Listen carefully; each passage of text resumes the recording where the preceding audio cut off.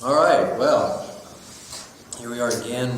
We're in 1 Samuel chapter 26, and we had the intention last time of covering this chapter along with chapter 24. It kind of deals with the same topic of David sparing the life of Saul, and so I thought it'd be worth just kind of taking them together. But in sandwiched between these two chapters is the story of David and Abigail and Abigail's husband, who was unfriendly towards David, even though David had basically taken care of him, protected him for a good while.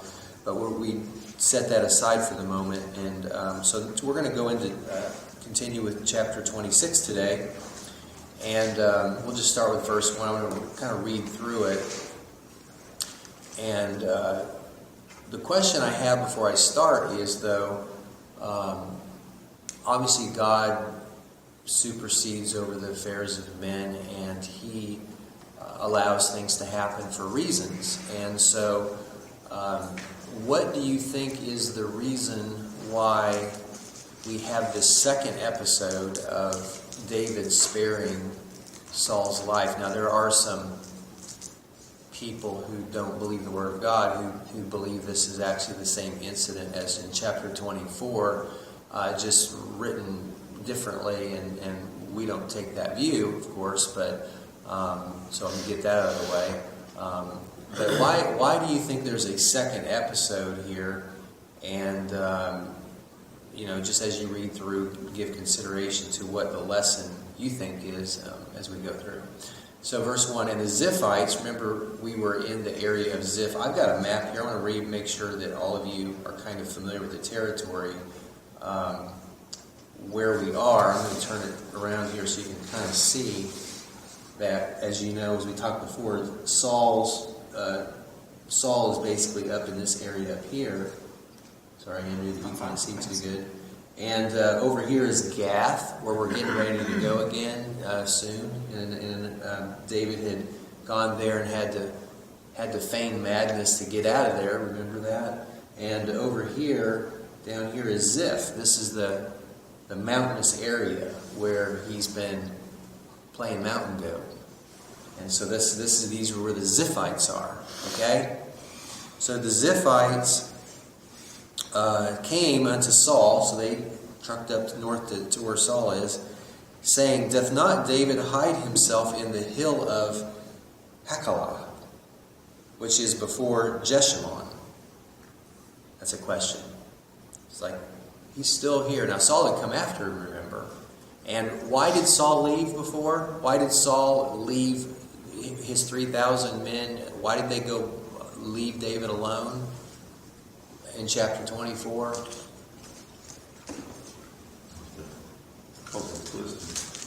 Okay, there was an attack. There was an attack, and then, but Dave, after the attack, he was it 3,000, or maybe I've got the number wrong. He sent a few. The original amount was a lot more. It was basically the entire army's going down. This is a review. The entire army had gone down after David, but then there was an attack by the Philistines, right? And so Saul had returned with 3,000 of his, we'll just call them his special forces soldiers, to comb the mountains to find David, and basically they had the encounter in the cave, remember? So Saul basically apologizes and leaves, okay? The reason Saul had come down in the first place was the Ziphites had told Saul that David's down here. And so they apparently wanting to curry favor with King Saul. So here are these Ziphites again tattling on David. So Saul had already made peace. Okay? So we have to wonder, what kind of influence did these Ziphites actually have with Saul? Because it says in verse 2, then Saul arose and went down to the wilderness of Ziph, having 3,000 chosen men of Israel with him, to seek David in the wilderness of Ziph. And Saul pitched in the hill of Hachilah, which is before Jeshimon by the way. But David abode in the wilderness, and he saw that Saul came after him into the wilderness. David therefore sent out spies, and understood that Saul was come in very deed. In other words, he made sure that the reason Saul's presence was there was that he was after him. David therefore, verse 5, and David arose and came to the place where Saul had pitched. And David beheld the place where Saul lay, and Abner the son of Ner, the captain of his host. And Saul lay in the trench, and the people pitched round about him. I think there's some humor in here. Mm-hmm. David has sort of infiltrated. David has, we had this first episode where David makes the appeal to Saul, and it's a very serious tone and everything.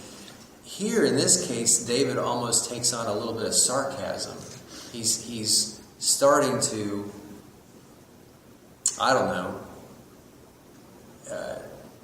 feel his oats a little bit here, I guess. So it's kind of humorous as this goes on. Then answered David and said to Ahimelech the Hittite, and to Abishai the son of Zeruiah, brother of Joab, saying, who will go down with me to Saul to the camp? And Abishai said, I will go down with thee. So David and Abishai came to the people by night, and behold, Saul lay sleeping within the trench, and his spear stuck in the ground at his bolster. But Abner and the people lay round about him. Then said Abishai to David, now remember, this is very similar advice as was given in the cave to David. God hath delivered thine enemy into thine hand this day. Now therefore let me smite him, I pray thee, with the spear even to the earth at once, and I will not smite him the second time, meaning I'll make sure he's dead, right? Now, let's just pause here for a minute. Did David not give Saul a chance the first time to have peace? And Saul hears Saul coming after him, right?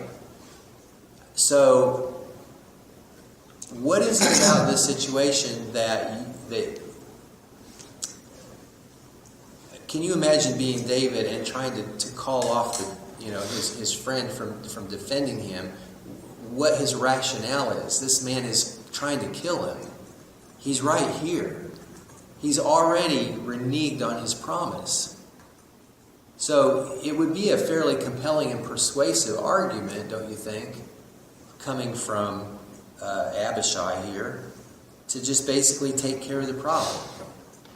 So now, in a way, the decision becomes harder for David to make the correct decision, don't you think?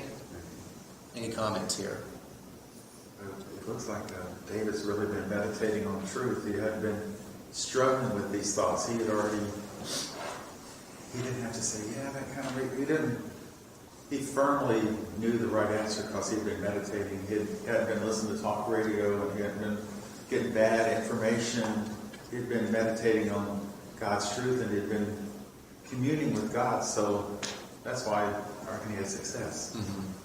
So obviously David going down into the camp, or maybe I shouldn't say obviously, he's going down there for some reason. So what does he actually know what he's going to do when he goes down there? Fred, you have a comment. Well, Saul's insurance premiums must be skyrocketing right now. We got into talk radio and insurance premiums already. But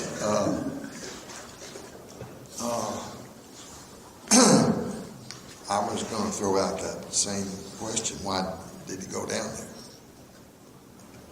Oh, yeah. So what did he actually know what he was going to do? Sleepwalking.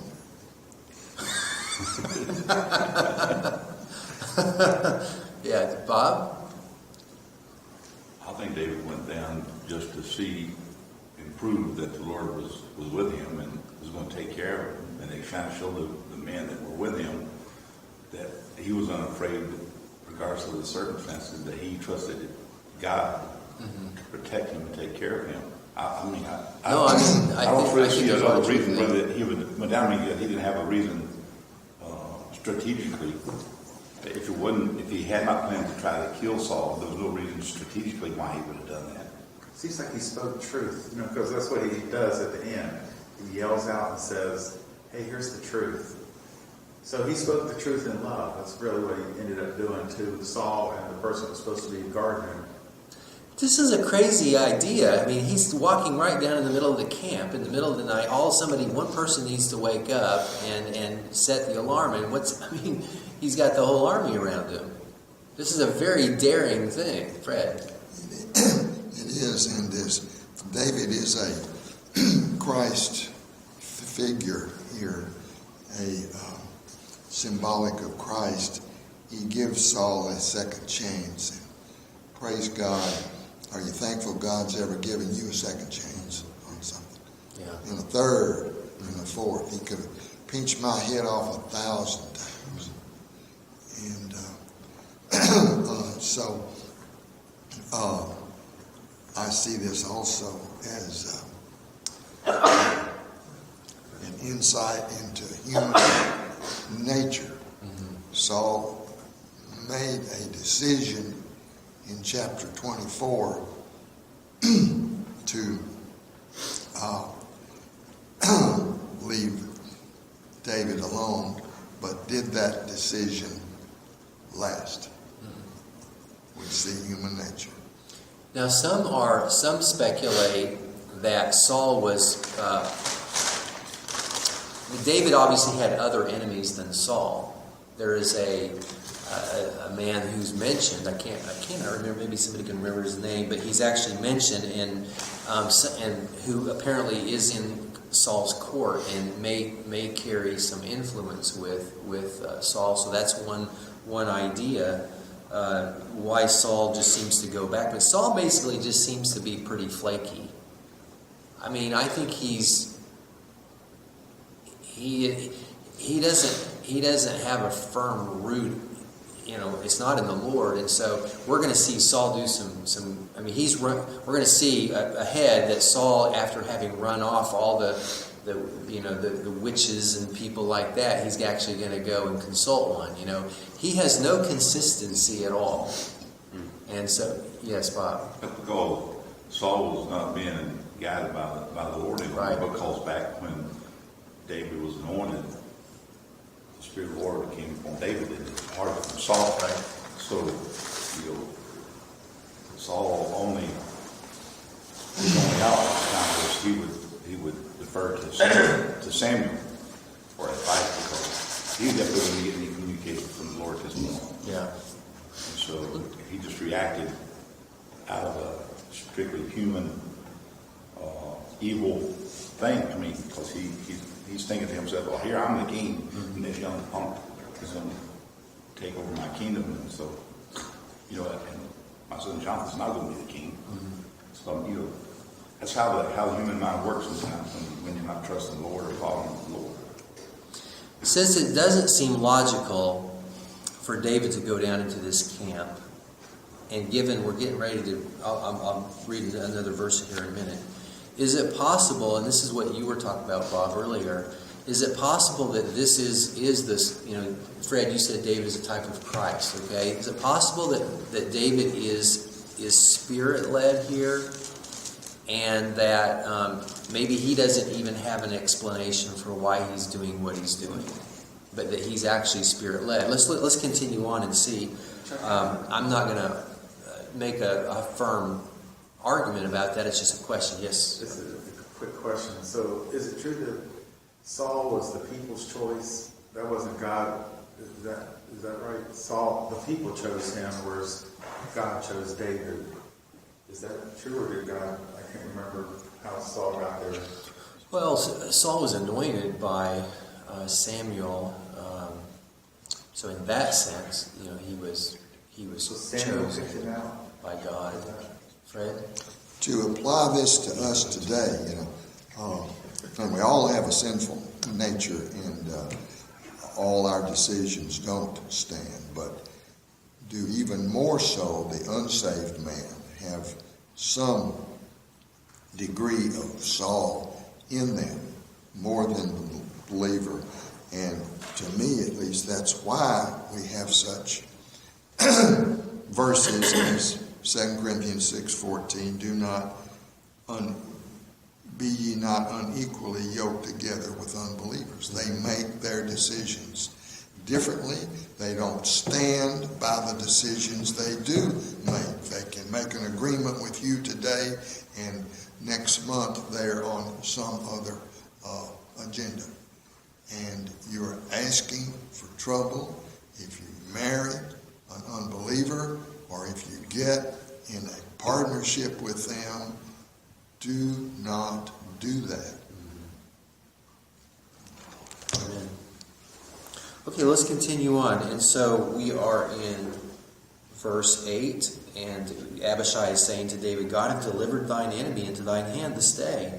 Now therefore let me smite him, I pray thee, with the spear even to the earth at once, and I will not smite him the second time. And David said to Abishai, destroy him not. For who can stretch forth his hand against the Lord's anointed and be guiltless? So this is a very principled David here. David said furthermore, as the Lord liveth, the Lord shall smite him, or his day shall come to die, or he shall descend into battle and perish. So basically, he's giving God the timing of Saul's death is he's putting in God's hands completely. Now, that's a very promising thing for young David to be saying here, because what it's telling us is, just like we often, we believe God's called us to something, sometimes we can run ahead of God and try to do God's will in a way that is, in a manner in which it isn't God's will. Does that make sense? So, Dr. Bob Sr. used to say, it's never right to do wrong in order to get a chance to do right. Well, sometimes we must, and God asks us to wait on his timing to do the thing which he has called us to do. And David knows he's been called to be king. It might seem like it'd be the right thing to move that plan along. Bob? I think David was also applying the biblical principle which says, vengeance is mine, so I will repay. Right. Exactly. Do you think also David's being so mindful about, God's anointed, that gave him a confidence and faith, because he's also is God's anointed? That's right. Amen. That's good. Yeah. That's really when you think about it, it was all about God's leading David when he spared Saul. And just look at how many men went looking for one man. 3,000.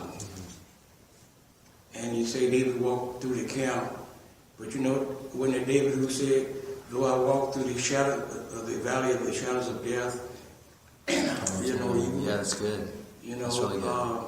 So it was God's plan all the way, and David just trusted in God.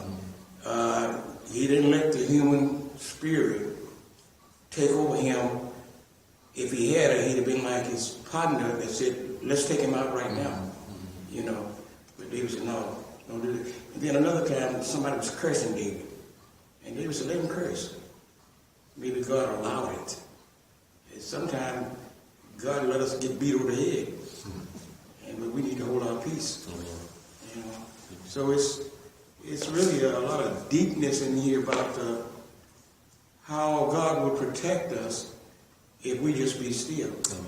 Amen. All right, well, let's move on. So, David says, verse 10, David said, furthermore, as the Lord liveth, the Lord shall smite him, or his day shall come to die, or he shall descend into battle and perish. The Lord forbid that I should stretch forth mine hand against the Lord's anointed. But I pray thee, take thou now the spear that is at his bolster. Does anyone know what the bolster is? Pillow. Okay. Pillow. And the cruse of water, and let us go. So David took the spear and the cruse of water from Saul's bolster, And they gat them away, and no man saw it, nor knew it, neither awaked. Now this is the interesting verse, or part of the verse. For they were all asleep, because a deep sleep from the Lord was fallen upon them. So obviously the Lord is involved in this situation. And I just have to believe David's being led by the Spirit. I'm not even sure that he knows why he did this. But he seems to be, the Lord's clearly protecting him here. Fred. Yeah, and David's got a wonderful view, a high view of God's sovereignty. If he can raise up a king, he can kill him any day he wants to. Right. Exactly. And he's not asked David to take care of that for him. But here's the thing I wonder, okay? And this is just kind of for the fun of it, really. Just because the king is not touchable, in terms of killing him, does not mean that David's... I'm not disagreeing with what you're saying, Brother King, because often silence is called for. I'll be the first to tell you that. But sometimes speaking out is called for too. And David's getting ready to speak out here. He's doing it in a very kind of fun way, I have to say. I think sometimes we can have a voice. I mean, Brother Fred likes to write editorials into the newspaper. There's a way to have a voice and still be on the not cross the line, not cross over the line. So it's not that we should be completely passive. I think we should be active even in our politics. But we need to do it in a proper way and in a way that would honor the Lord. So here's what David does. Yes. Now, and I'm saying this. Excuse me one second. I'm saying this. I'm taking for granted that David is following the Spirit here. So that I'm going to assume then that everything that follows, at least in this little episode, is in that same venue. Okay. Now there could be a point where you step over the line, I suppose. But David cried to the people. David went over, verse 13. When David went over to the other side and stood on the top of a hill afar off, and a great space being between them. And David cried to the people and to Abner, the son of Ner, saying, Answerest thou not, Abner? Then Abner answered and said, now I have to visualize this. Abner's like scrambling, like what's going on? This would be a great movie, wouldn't it? It would be a fun scene to do. And who art thou that criest to the king? Now he doesn't know if it's somebody approaching the camp that's a friend or a foe. And David said to Abner, Art thou not a valiant man? It's like he's saying, I thought you were a strong warrior, a protector of the king. And who is like to thee in Israel? Wherefore, that's why, then hast thou not kept thy Lord the king? For there came one of the people in to destroy the king thy Lord. This thing is not good that thou hast done. And as the Lord liveth, you are worthy to die, because ye have not kept your master, the Lord's anointed.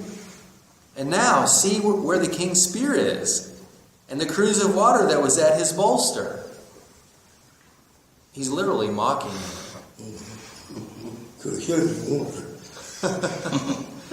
And Saul knew David's voice and said, Is this thy voice, my son David? And David said, It is my voice, O Lord, my Lord, O King. Calls him Lord. And he said, Wherefore doth my Lord thus pursue after his servant? For what have I done? Or what evil is in mine hand?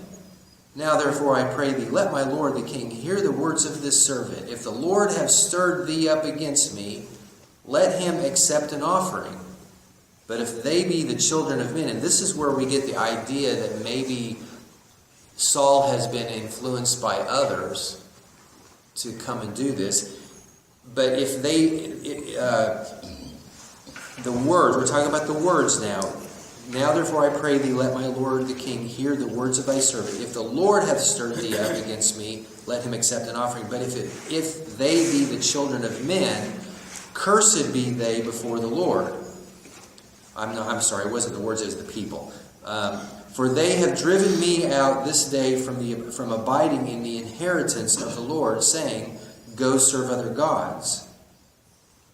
We may need to break that down a bit. Mm-hmm. Now therefore let not my blood fall to the earth before the face of the Lord. For the king of Israel is come out to seek a flea, as when one doth hunt a partridge in the mountains. Mm-hmm. Like, you're a king. Kings don't chase fleas. Kings do king things. And you're not being kingly here. Then said Saul, I have sinned. Return, my son David, for I will no more do thee harm. Now this is significant here. He says return. What does that mean? What does that imply? I think it means come back home. Come back home in peace and safety, right?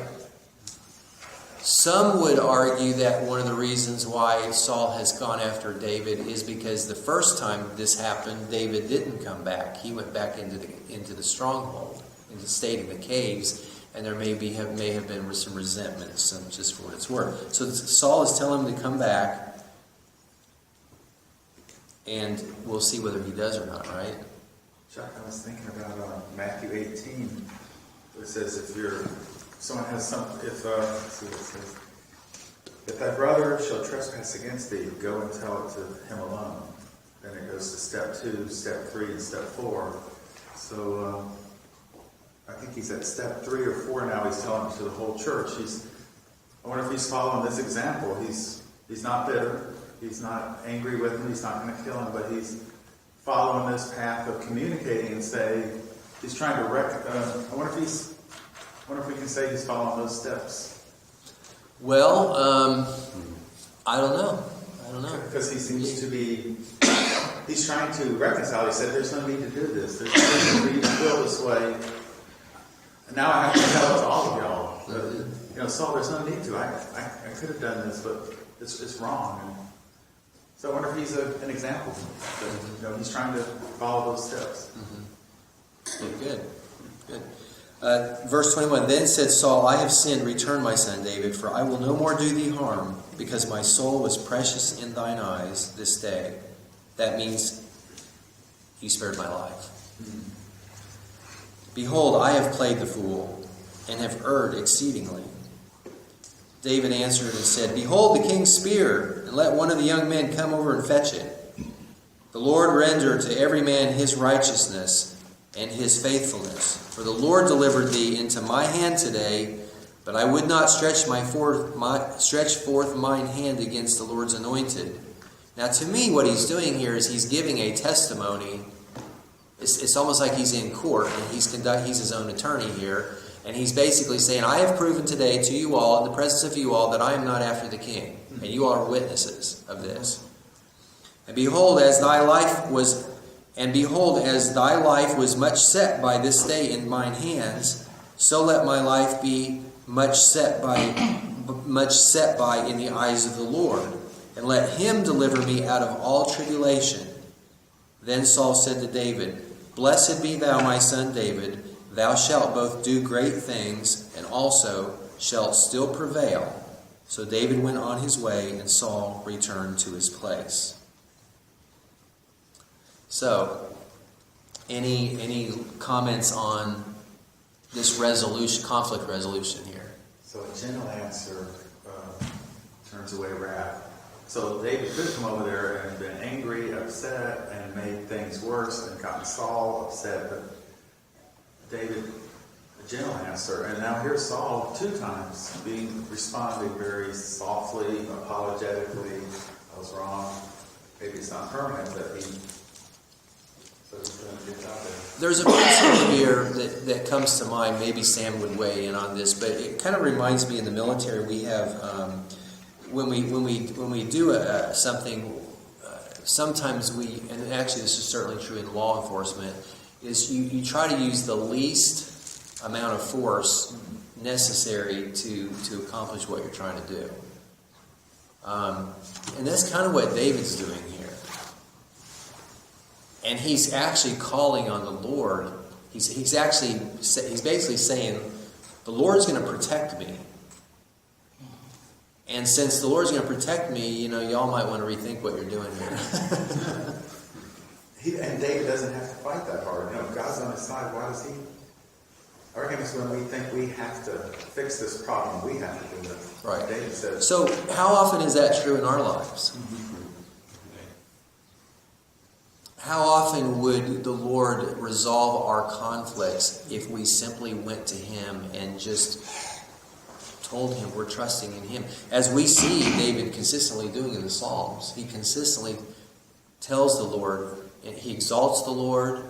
I mean, look at Psalm 34, for example. I love that. Let's turn here just briefly. I want to just remind you of that. This was referring back to the incident when he was in Gath.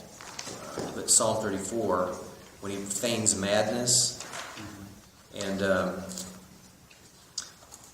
you'll notice a few verses down how that he's magnifying the Lord. Can't get to it quick enough here. He says, I will bless the Lord at all times.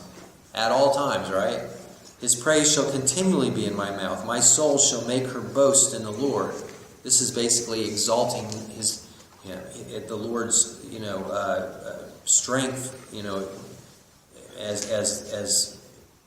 As He is able to take care of David. The humble shall hear thereof and be glad. Oh, magnify the Lord with me. So not only am I going to magnify the Lord, why don't y'all join me? Let's magnify the Lord together. Let us exalt His name together.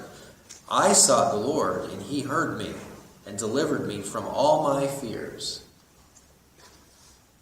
This is how we handle our problems. Trust in the Lord. Go to the Lord and exalt His name. Tell the Lord how great He is. And then ask others to join you in that, even though you are in a predicament. Fred. Proverbs says, of course, a soft tongue breaks the bone. Mm-hmm. And that's the way to reach a king. And I just love this statement in 21. He gets the king, Saul, to actually say he's a fool. I played the fool. Yeah. And have erred exceedingly.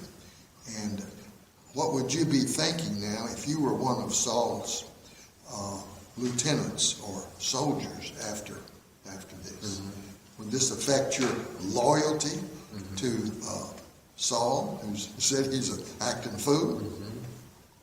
Yeah. I wouldn't doubt if they already knew he was crazy. Check out what's great about Psalm 34. That was excellent. And our family also read about Psalm 86 this week, and it's a similar thing where David's just being very transparent to God and said, I'm in a lot of trouble, and you're a wonderful God, you're a great God, and I'm crying out to you for help. So both of that song you mentioned was wonderful. It's very good. I think the Psalms, so many of them take on so much more when you realize some of the context of what when David's writing them. He didn't write these in a vacuum, exactly.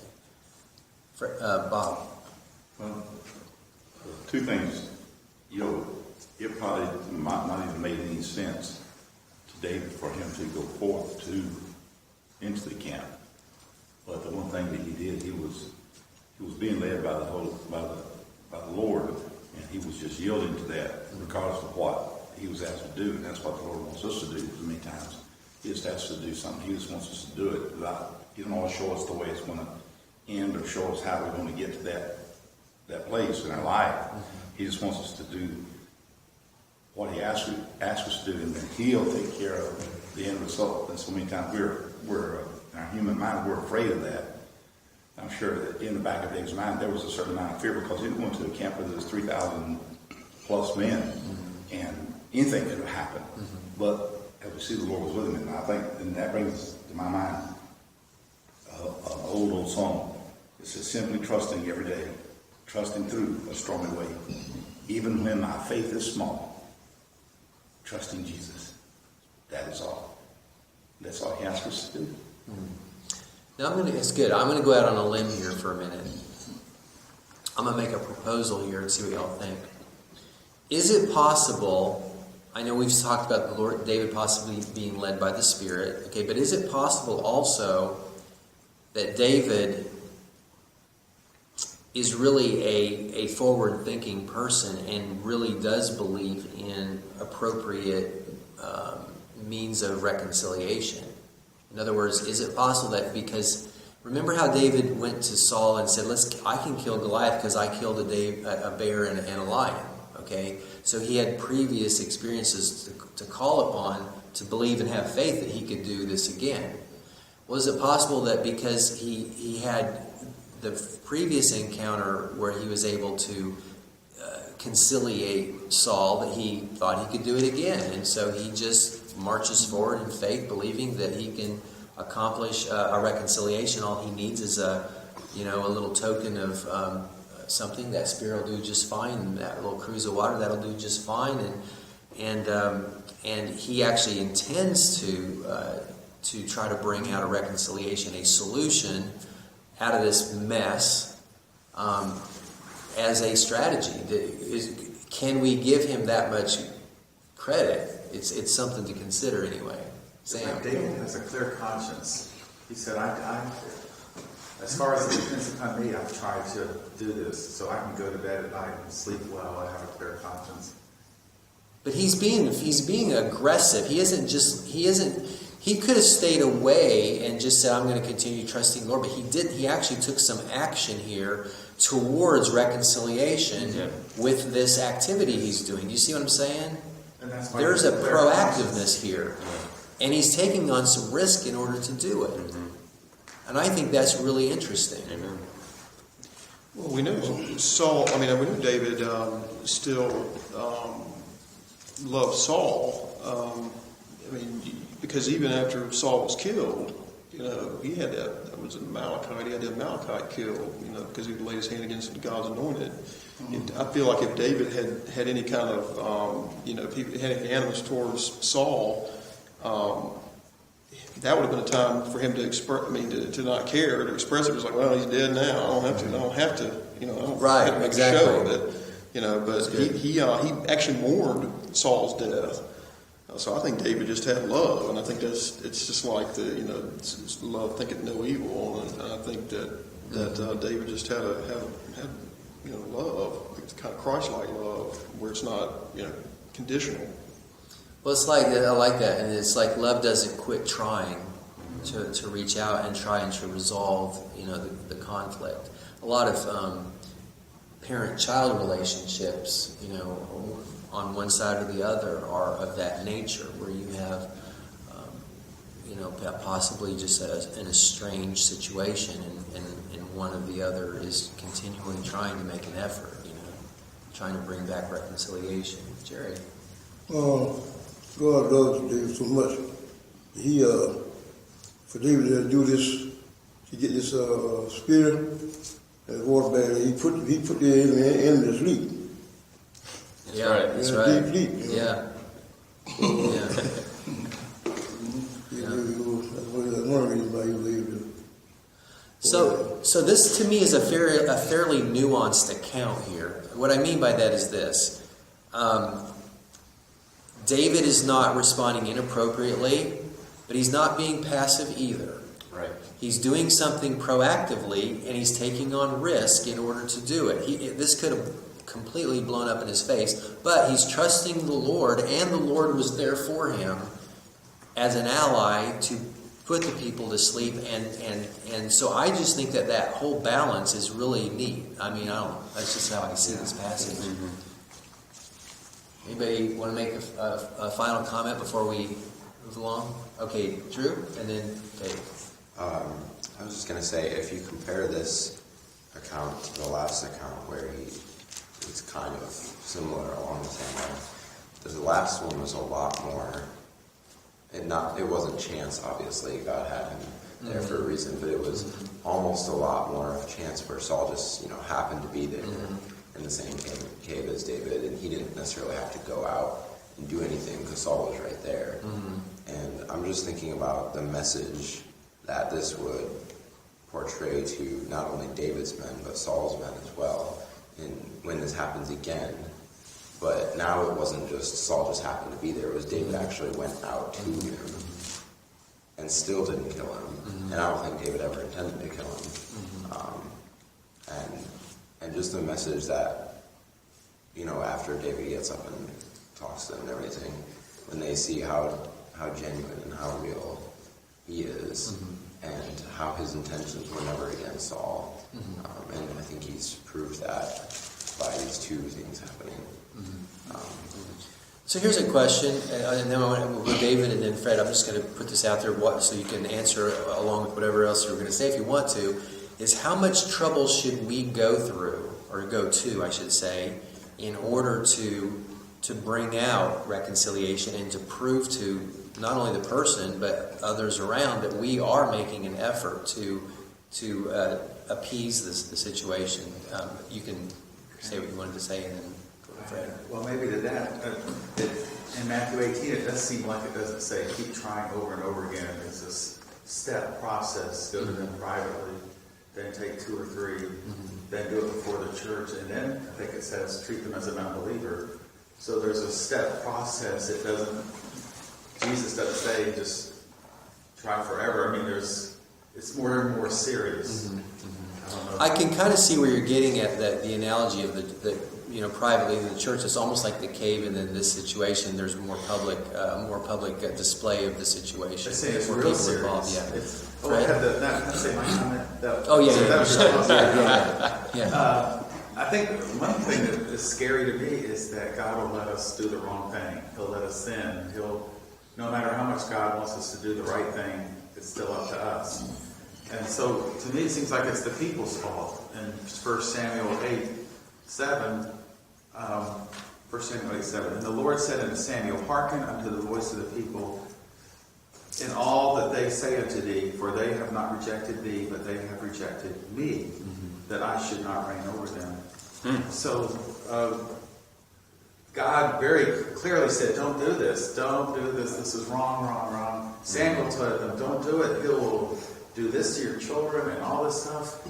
They said, no, we still want to do it. You talk about have a king, is that what you're referring to? Yeah, and then Samuel's very clear what's going to happen to them. And after he says that so clearly, he said, nevertheless, the people refused to obey the voice of Samuel, and they said, nay, but we will have a king over us. And so it's the people's fault. They shouldn't have been in this situation. Well, and then it makes me think, what would have happened had they not done that? If they had obeyed God, that would have been we'd be missing some chapters out of our Bible. That'd be another whole story. So the scary thing is, no matter how much God doesn't want us to do these things, He lets us do it, and that's really scary. And especially when we think, I'm right, I'm going to do this anyway. I'm right. Well, that's so scary. That's why we need to tell each other, speak the truth to each other. Say, Dave, don't think that way. Dave, you're wrong. And we need to speak up and say, well, Dave, just do whatever you want to do. So please tell me when you see me going off the deep end and say, Dave, that's wrong. That is so clear. So we need to love each other by speaking the truth in love. Amen. Good. Thank you, Fred.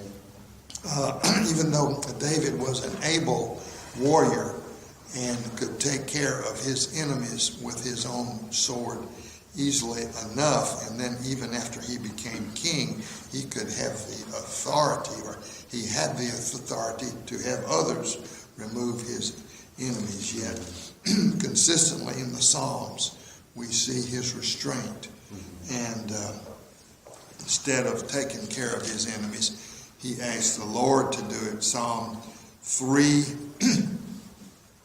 I will not be afraid of 10,000s of people that have set themselves against me round about. Arise, O Lord, save me, O my God, for thou hast smitten all mine enemies upon the cheekbone. Thou hast broken the teeth of the ungodly. Salvation belongeth unto the Lord.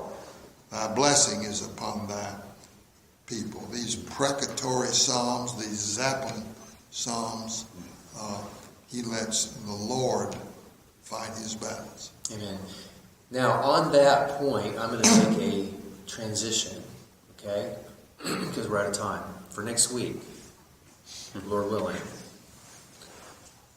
If you look at the first verse of 27, chapter 27, something happens between chapter 26 and chapter 27, and I want to know what it is. Because here's David now in 27. And David said in his heart, and I'm just trying to imagine how he's saying it. He says it in his heart, okay? So it's not even out loud, but it's as though he's saying, I shall now perish one day by the hand of Saul. There is nothing better for me than I should speedily escape into the land of the Philistines. And Saul shall despair of me to seek me any more in any coast of Israel. So shall I escape out of his hand. So Saul's already gone back home, already agreed not to do anything, and yet in chapter 27, something is occurring that has caused David to say this. And I also want to, while we're at it, throw in, let's not forget, David has some wives now. We didn't catch that because we skipped over chapter chapter 25. So what we'll do, Lord willing, for next week is we'll go back and look at chapter 25, the story of Abigail and Nabal and David, and the fact that he picks up at the end of chapter 25, not one, but two wives.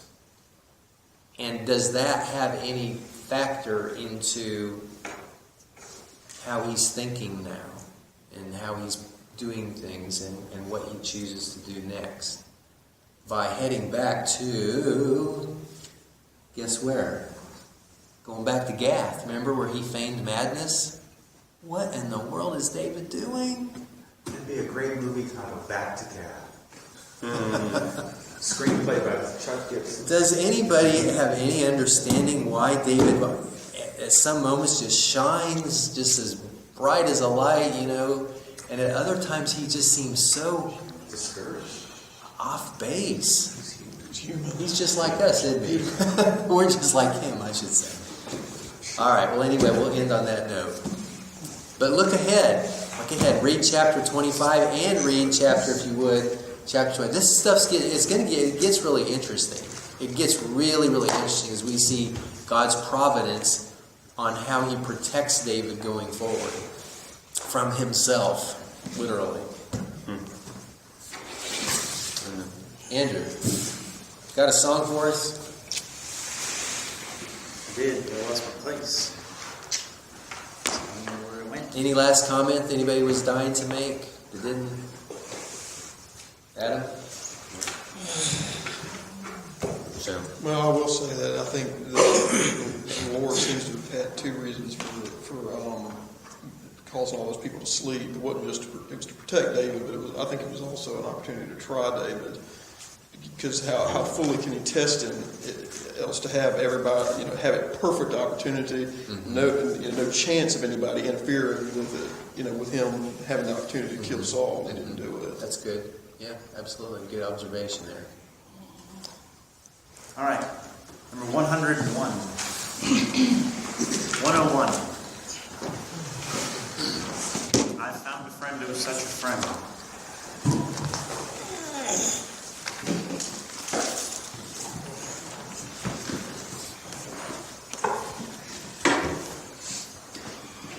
We're going to go ahead and sing the first and third verses. Okay? All right. I found a friend, oh, such a friend, he loved